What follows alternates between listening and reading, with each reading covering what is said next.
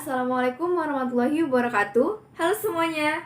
Saya Nur Hanifah dengan NIM C1C021098 dan teman saya. Kenalkan, nama saya Alif Sanjaya dengan NIM C1C021097.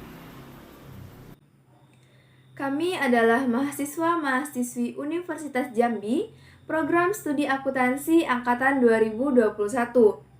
Pada video kali ini, kami akan menjelaskan mengenai pengertian UMKM dan peraturan perpajakan UMKM. Baiklah, di sini saya akan menjelaskan mengenai pengertian UMKM. Pengertian UMKM pada umumnya adalah usaha yang produktif yang dijalankan oleh individu atau suatu badan usaha dan memenuhi sebagai usaha mikro. Namun ada beberapa ahli yang menjelaskan definisi dari UMKM. Salah satunya adalah Ina Primiana. Menurut Ina Primiana, pengertian UMKM adalah pengembangan 4 kegiatan ekonomi utama yang menjadi motor penggerak pembangunan Indonesia, yaitu industri manufaktur, agribisnis, bisnis kelautan, dan sumber daya manusia. Selain itu, Ina Primiana juga mengatakan bahwa UMKM dapat diartikan sebagai pengembangan kawasan andalan untuk mempercepat pemulihan perekonomian, untuk mewadahi program prioritas dan pengembangan berbagai sektor dan potensi. Sedangkan usaha kecil merupakan peningkatan berbagai upaya pemberdayaan masyarakat. Dalam Undang-Undang Republik Indonesia Nomor 20 Tahun 2008 tentang usaha mikro, kecil dan menengah, dan dalam Undang-Undang Nomor 20 Tahun 2008 Bab 1 tentang Ketentuan Umum Pasal 1. Dalam undang-undang ini yang dimaksud dengan yang pertama, usaha mikro adalah usaha produktif milik orang perorangan atau badan usaha perorangan yang memenuhi kriteria usaha mikro sebagaimana diatur dalam undang-undang ini. Yang kedua, usaha kecil adalah usaha ekonomi produktif yang berdiri sendiri yang dilakukan oleh perorangan atau badan usaha yang bukan merupakan anak perusahaan atau bukan cabang perusahaan yang dimiliki, dikuasai atau menjadi bagian baik langsung maupun tidak langsung dari usaha menengah atau usaha besar yang memenuhi kriteria usaha kecil sebagaimana yang dimaksud dalam undang-undang ini. Yang ketiga, usaha menengah adalah usaha ekonomi produktif yang berdiri sendiri yang dilakukan oleh orang perorangan atau badan usaha yang bukan merupakan anak perusahaan atau cabang perusahaan yang dimiliki, dikuasai atau menjadi bagian baik langsung maupun tidak langsung dengan usaha kecil atau usaha besar dengan jumlah kekayaan bersih atau hasil penjualan tahunan sebagaimana diatur dalam undang-undang ini. Materi selanjutnya mengenai peraturan perpajakan UMKM. Sejak disahkannya Undang-Undang Harmonisasi Peraturan Perpajakan, pajak mengenai UMKM diatur dalam Pasal 7 Ayat 2A bahwa pajak UMKM dikenakan tarif 0,5%. Pajak UMKM kini memiliki batas penghasilan tidak kena pajak atau PTKP. Artinya, hanya UMKM yang beromset melebihi PTKP yang kena pajak 0,5%. Undang-Undang Nomor 7 Tahun 2021 tentang Harmonisasi Peraturan Perpajakan adalah peraturan terbaru mengenai pajak UMKM. Batas PTKP UMKM diatur dalam bait alinea tersebut. Pasal 7 Ayat 2A Undang-Undang Harmonisasi Peraturan Perpajakan menyebutkan wajib pajak orang pribadi yang memiliki peredaran bruto sampai dengan 500 juta setahun tidak dikenakan pajak penghasilan atau PPh. Dengan kata lain, jika omsetnya kurang dari 500 juta per tahun, maka tidak wajib membayar pajak penghasilan atau PPh finansial. Namun, jika omsetnya lebih dari 500 juta per tahun, maka wajib membayar pajak UMKM sebesar 0,5%. Kebijakan tersebut mulai berlaku pada tahun pajak 2022 dan ditujukan untuk usaha ultramikro, mikro, dan usaha kecil. Mengacu pada aturan pajak UMKM sebelumnya, yakni Peraturan Pemerintah Nomor 23 Tahun 2018, disebutkan UMKM dengan omset tidak lebih dari 4,8 miliar setahun dipungut pajak finansial UMKM sebesar 0,5%, sehingga semua UMKM dipukul rata omset 10 juta per tahun dengan 1 miliar per tahun sama-sama kena pajak PPh finansial sebesar 0,5%. Selanjutnya, perhitungan pajak UMKM. 1. Jika dihitung dengan Peraturan Pemerintah Nomor 23 Tahun 2018, contoh, Tuan Ahmad, pengusaha UMKM yang berpenghasilan 1,2 miliar per tahun atau 100 juta per bulan. Perhitungan omset per bulan dikalikan 0,5%. PPh finansial UMKM per bulan sama dengan 100 juta dikali 0,5% sama dengan 500.000. PPh finansial UMKM setahun sama dengan 500.000 dikali 12 bulan sama dengan 6 juta. 2. Jika dihitung dengan Undang-Undang Harmonisasi Peraturan Perpajakan, contoh, Tuan Ahmad, pengusaha UMKM yang memiliki omset 1,2 miliar per tahun atau 100 juta per bulan. Perhitungan omset setahun dikurangi PTKP, hasilnya adalah penghasilan kena pajak dikalikan tarif 0,5%. Penghasilan kena pajak 1,2 miliar dikurang 500 juta sama dengan 700 juta. PPh finansial 700 juta dikali 0,5% sama dengan 3.500.000. Itu tadi penjelasan mengenai pengertian UMKM, pajak UMKM, serta perhitungan pajak UMKM. Selanjutnya, kami tampilkan video hasil wawancara dengan salah satu produk unggulan UMKM Jambi, yaitu Blay Mikito.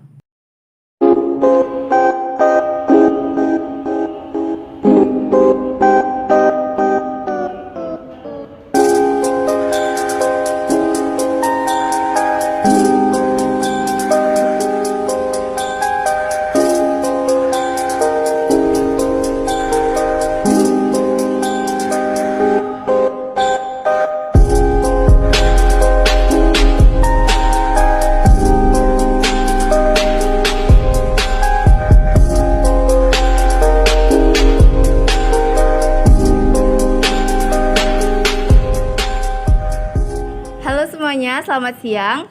Di sini kami dari mahasiswa-mahasiswi Universitas Jambi dengan saya Nur Hanifah dan teman saya Alif Sanjaya. Baik, di sini kami sedang bersama Kak Liberenda, yaitu founder dari Blay Mikito. Kepada Kak Liberenda boleh perkenalan diri dulu, Kak. Nama lengkap. Oke, sebelumnya terima kasih. Nama saya Liberenda Widrenggal, founder dari Blay Mikito. Terima kasih atas kesempatannya untuk adik-adik mahasiswa lebih lanjut follow up lebih dekat dengan Blay Mikito. Oke. Kalau boleh tahu nih Kak, sejak kapan Blay Mikito ini berdiri atau mulainya sejak kapan? Oke, Blay Mikito itu mulainya di 2019 April 2019. Kita lahir dari inkubator bisnis. Jadi kita mengikuti proses pembelajaran pengolahan bisnis itu di Semarang. Tapi PR kita adalah kita mengangkat potensi lokal Jambi supaya lebih dikenal sama masyarakat luas. Jadi memang Blay Mikito itu produk awalnya dekorasi rumah bergaya eklektik etnik Jambi bisa two in one. Jadi kayak gini nih, misalnya sarung bantal bisa bolak-balik. Kita pakai perpaduan wastra Nusantara. Jadi ada batik Jambinya, ada luriknya. Terus juga yang seperti ini ada yang modern tekstil, tapak meja. Kemudian ada traveling blanket, bisa dipakai untuk true blanket juga, bisa di sofa seperti itu. Dan kita berkembang ke produk turunan kria yang fashion gitu, seperti masker two in one, bisa bolak-balik. Dan semuanya kita ada filosofinya gitu. Jadi kita ingin setiap kanti Blay Mikito yang kita sebut sebagai teman itu mengetahui juga filosofi luhur di balik barang yang mereka kenakan, seperti itu. Oke, berarti produk-produk dari Blay Mikito ini banyak ya Kak? Nggak cuman batik-batik aja gitu? Oke, iya, jadi sebenarnya kita bantu pengrajin batik sih tepatnya. Jadi kita memesan khusus batik-batik dari pengrajin yang kita sesuaikan sama desainnya Blay Mikito, warnanya. Dan kemudian kita padu-padankan di workshopnya kita dengan ada tim kita. Baru kita jual seperti di sini. Saat ini kita di Galeri Wuchbi. Galeri Wuchbi itu kebetulan Blay Mikito salah satu wirausaha unggulan Bank Indonesia yang juga sebagai pemilik saham di galeri ini. Jadi produk kita itu bisa kita display dengan produk UMKM Jambi lainnya. Dan kita jualkan offline di sini selain di Creative Workshop yang di Simpang Kebun Kopi gitu. Kalau boleh tahu nih Kak, apa yang menginspirasi Kakak untuk membuka usaha ini?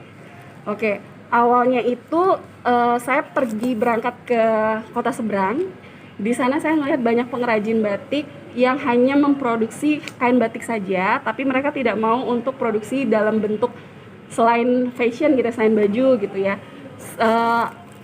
Mereka cenderung yang dari keturunannya udah enak dengan kain batik aja, kan sayang, padahal potensinya itu untuk dibuat sesuatu yang lebih berdaya jual tinggi itu ada. Dan kecintaan saya dengan produk dekorasi rumah dan kriya gitu ya, dengan kerajinan berdaya seni itu muncul seketika itu untuk membantu mereka yang juga ternyata banyak yang gulung tikar. Pengrajin batik seberang itu karena tidak ada yang banyak yang mereka produksi tapi tidak laku terjual, akhirnya mereka menyerah dan tutup gitu usahanya, kan sayang. Jadi kita membantu, ada social impact-nya juga untuk para artisan gitu, artisan batik Jambi. Kalau boleh tahu nih Kak, untuk omset dari usaha ini tuh berapa gitu? Kalau dibilang omset jujur beda-beda ya, tiap bulannya range-nya itu beda-beda. Tapi kita bisa bilang bahwa kita masih tahap sangat mikro ya, masih di bawah omsetnya di bawah 500 juta, dan itu makanya kita pajaknya juga masih pajak UMKM gitu. Oke. Kak, dalam situasi pandemi ini apa ada dampak untuk usaha kakak ini?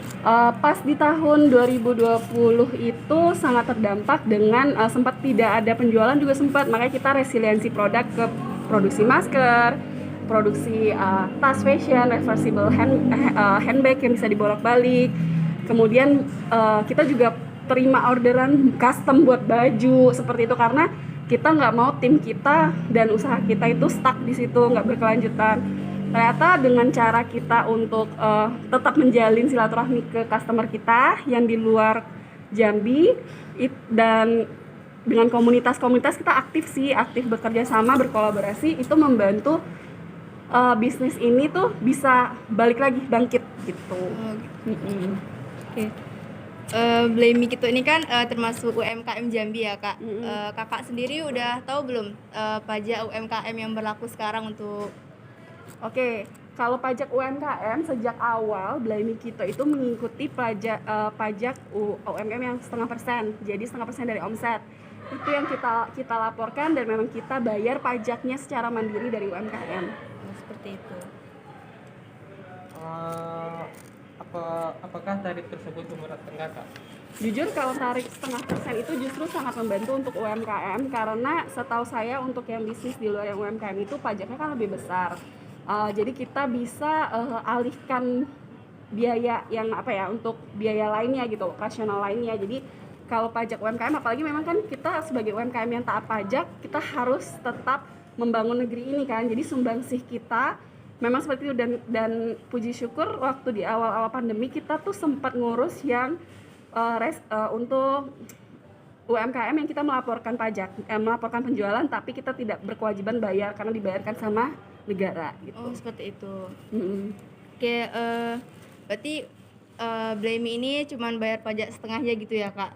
Enggak, bayar pajak itu tetap full. Cuman mungkin adik-adik tahu nggak, ada waktu di 2020 itu pemerintah sempat mengeluarkan pajak yang untuk UMKM, mereka tetap melaporkan omsetnya, tapi kita nggak berkewajiban bayar. Jadi kita tetap laporin full omset, cuman kita nggak bayar 0,5%, itu dibayarkan oleh pemerintah. Oh, seperti itu. Iya, itu untuk membantu UMKM supaya UMKM-nya ini biaya dari yang harusnya tadi pajak itu disetorkan ke negara, bantu operasionalnya supaya bisa bangkit gitu.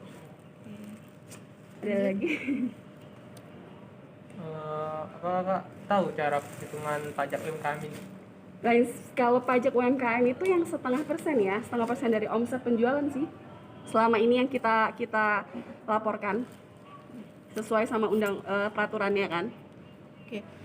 Untuk Blamey sendiri ini Kak, apa sudah memiliki surat izin usaha seperti itu? Blamey kita sudah memiliki NIB, terus UMK sebagai untuk legalitas awal ya, dan juga sudah kita terdaftar di HKI, yaitu hak kekayaan intelektual untuk mereknya. Jadi kita sudah mendaftarkan legalitas itu semua.